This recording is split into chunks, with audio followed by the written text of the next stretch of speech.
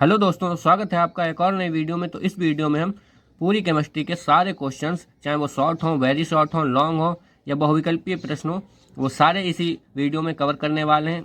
तो बने रहिए वीडियो के साथ। अगर आप इस चैनल पर नए हैं तो चैनल को सब्सक्राइब जरूर कर लीजिए। और ये सारे क्वेश्चन हमने मॉडल से और अनसॉल्व से निकाल के रखे हैं। लगभग 4 से 5 घंटे की मेहनत लगी है, तो वीडियो को लाइक जरूर कर लीजिए। तो सबसे पहला आपका लेसन है वो है ठोस अवस्था। ठोस अवस्था में आपका आएगा घनीय क्रिस्टलों में अक्षीय दूरियां अथवा कोर लंबाई होती है। तो ए बराबर बी बराबर सी होती है। ये हमने आंसर भी लिख दिया क्योंकि बहुविकल्पीय प्रश्न है। फिर आ जाता है आपका अति लघु उत्तरीय प्रश्न। अगर आपके पास कोई मॉडल हो तो उसमें निशान लगाते चलिए, या आपने नोट्स बनाए हो तो उसमें निशान लगाते चलिए, ठीक है, क्योंकि आपके पास 2 या 3 दिन है पेपर के, ठीक है। तो आपका दूसरा क्वेश्चन आता है आयनिक और धात्विक ठोस में अंतर। लघु उत्तरी में आता है आपका स्टाइकियोमेट्री दोष, जिसमें शार्टकी और फ्रेंकल दोष आपसे पूछेगा।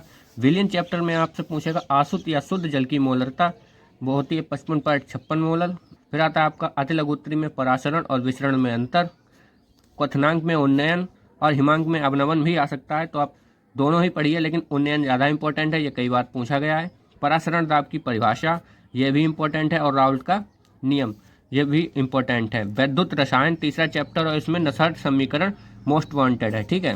फिर वैद्युत रसायन से ही आपका मानक हाइड्रोजन इलेक्ट्रोड विभव और मानक इलेक्ट्रोड विभव दोनों ही आएंगे। विशिष्ट एवं मोलर चालकता में अंतर आपसे पूछेगा। वैद्युत रासायनिक श्रेणी क्या है, इसके उपयोग क्या है, इसके लक्षण क्या है, ये भी आपसे पूछेगा, ठीक है।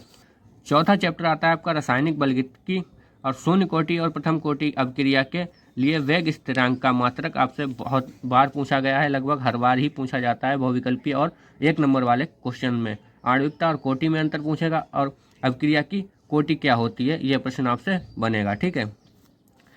आणविकता और कोटि वाला लॉन्ग में आपसे पूछेगा, यहाँ पे लिखा है लॉन्ग क्वेश्चन, तो आप इसे जरूर पढ़ के जाइएगा। पृष्ठ रसायन आपका आता है वास्तविक और कोलाइडी विलयन में अंतर भी पूछ सकता है, और उन दोनों की परिभाषा भी पूछ सकता है। वास्तविक विलयन क्या होता है? जिनके कणों का आकार 50 एंगस्ट्रॉम से कम होता है वो वास्तविक होते हैं, और 50 एंगस्ट्रॉम से ज़्यादा वाले वो होते हैं कोलाइडी विलयन, और 2000 एंगस्ट्रॉम से ज़्यादा वाले वो होते हैं निलंबन। इसके उदाहरण भी आपसे पूछेगा।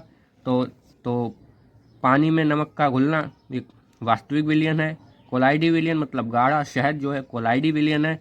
और निलंबन होता है रेत में पानी का घुलना, चूंकि नहीं घुलती है इसलिए वो निलंबन है, ठीक है। फिर गोल्ड सॉल्व बनाने की विधि आपसे पूछेगा। अपोहन पूछेगा, अपोहन बहुत इंपॉर्टेंट है, ये लॉन्ग में आपसे पूछेगा। वैद्युत कण संचलन भी आपसे पूछेगा, ठीक है। ये दोनों क्वेश्चन आपसे लॉन्ग में पूछेगा, वैद्युत कण संचलन और अपोहन। और 6 वाला क्वेश्चन आ जाएगा आपका द्रव स्नेही और द्रव विरोधी कोलाइड। बहुत ही सरल क्वेश्चन है ये। द्रव स्नेही क्या होता है? जैसे चीनी में पानी का घुलना, ये द्रव स्नेही चूंकि पूरी तरीके से घुल जाती है, और जो चीज़ द्रव में नहीं घुलती, जैसे रेत नहीं घुलती, तो वो द्रव विरोधी हो जाती है, ठीक है। 6 वाले चैप्टर से आप 7वां क्वेश्चन बनेगा उत्प्रेरण का अधिशोषण सिद्धांत। बहुत बार आया है। स्वर्ण संख्या, टिंडल प्रवाह और विद्युत अपोहन। विद्युत अपोहन, टिंडल प्रवाह मोस्ट वांटेड है, ये जो जरूर पूछे जाएंगे।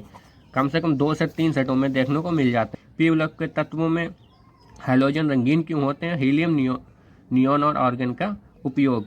फिर आता है आपका डी और पी ब्लॉक के तत्व। इसमें संक्रमण तत्व क्या है और डी ब्लॉक के तत्व क्या है, ये 2 क्वेश्चन आपसे जरूर पूछेगा। फिर आता है उप संयोजक यौगिक। इसमें 2 या 3 क्वेश्चन बनते हैं, जिसमें आपका पहला क्वेश्चन बनता है लिगेंड क्या है और वर्नर सिद्धांत।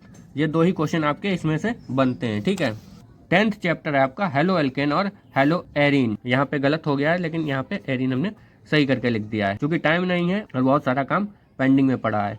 तो फिटिंग अभिक्रिया आपसे पूछेगा, वुड अभिक्रिया पूछेगा, और वुड फिटिंग अभिक्रिया पूछेगा। ये इन दोनों में से ये फिटिंग वाली अभिक्रिया इंपॉर्टेंट है, फिर ये वाली और फिर ये वाली, ये सारी अभिक्रिया ही इंपॉर्टेंट है, तो आप पढ़ के जाइएगा। अगर मोस्ट वांटेड की बात करें तो ये वाली है। आपका 11th चैप्टर है अल्कोहल, फिनॉल और ईथर। इस चैप्टर से आपका पहला क्वेश्चन बनता है ल्यूकास अभिकर्मक, दूसरा बनता है एथेनॉल की निर्जल अभिक्रिया, मतलब एथेनॉल को निर्जलीकरण कैसे कराएं, ठीक है। 12th चैप्टर है आपका एल्डिहाइड कीटोन कार्बोक्सिलिक अम्ल। इसमें पूछेगा आपसे कैनिजारो अभिक्रिया, एल्डिहाइड बनाने की विधि और फार्मिक अम्ल बनाने की विधि। ये लॉन्ग में आपकी फंसेंगी और मोस्ट वांटेड हैं, ठीक है दोनों। 13th चैप्टर आपका नाइट्रोजन युक्त कार्बनिक यौगिक। एमीन किसे कहते हैं? इसमें यही एक क्वेश्चन इंपॉर्टेंट है, तो बढ़ते हैं हमारे 14 चैप्टर की तरफ।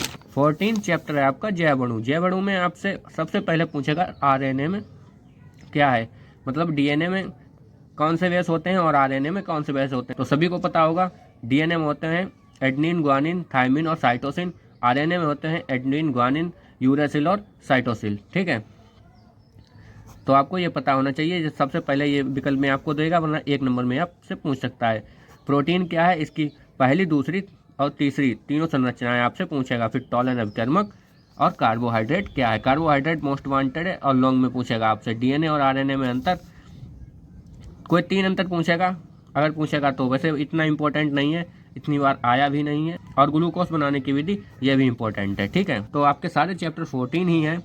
और फिर कुछ ये 4 क्वेश्चन आपसे लॉन्ग में पूछेगा। सबसे पहला क्वेश्चन आ जाता है आपका क्लोरोफॉर्म बनाने की विधि, डाई एथिल ईथर की प्रयोगशाला विधि, फार्मिक अम्ल बनाने की विधि और एसीटोन बनाने की विधि। बाकी बेस्ट ऑफ लक, आपका पेपर बहुत अच्छा हो। बाकी अगर आप इस चैनल पर नए हैं, चैनल को सब्सक्राइब और वीडियो को लाइक कर लीजिए। धन्यवाद।